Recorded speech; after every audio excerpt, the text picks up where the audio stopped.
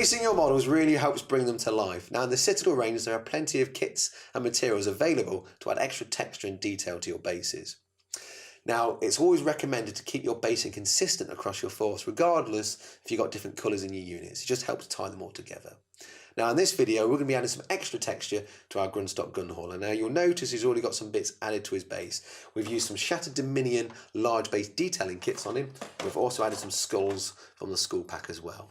So what we're going to do in this video is we're going to use some Astro Granite. We'll be applying that onto the base. We're then going to shade it using Agrat shade. We're going to dry brush all over using Terminata stone. And to finish off, just to add a little bit of extra texture, we're going to be using some of their Midland tufts. So the first thing we're going to do is start adding that Astro Granite texture.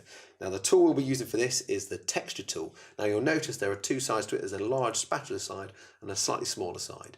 So what we'll do is we'll spoon it out with that first of all, and then just that's more for fine detail. So the first thing I'll do is I'll use the spatula side like so, just get a nice scoop of it onto my actual tool, and then what we'll do is we'll start actually applying it to the Grundstock gun hauler. So all I'm going to do is just start spooning it into there like so, just so it's nice and applied, and then I'm going to spin it round and then use this smaller side just to add a bit more finer detail.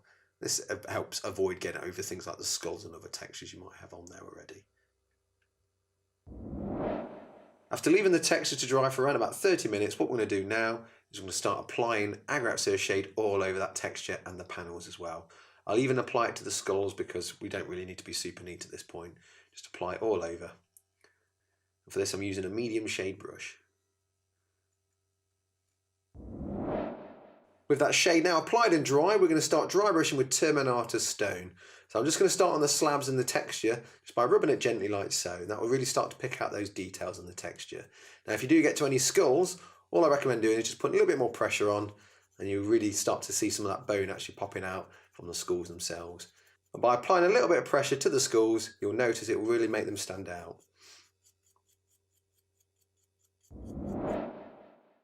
And there we are with that dry brush now done. You can see it's really started to highlight all the texture on there. So what we're going to do now, we're going to finish that base off by applying some grass tufts, and we'll be using our Midland tufts from the set we showed you at the start. So you can see here there's quite a few different shapes and sizes that you can use.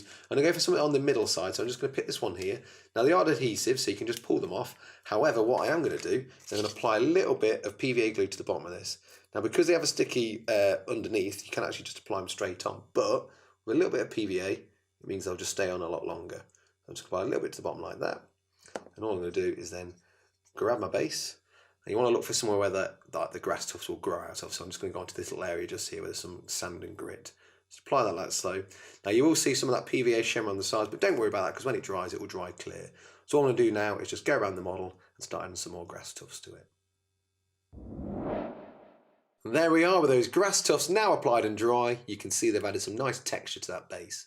Now there are a couple of things to remember when doing any kind of basing. Firstly, we recommend keeping your basing consistent across your force. This will just help tie it together and give it a nice uniformed look. And secondly, if you're using any technical paints, use the texture tool. This will be really handy when applying that to your bases. Well, I hope you've enjoyed this video, and we'll see you again soon. Bye bye.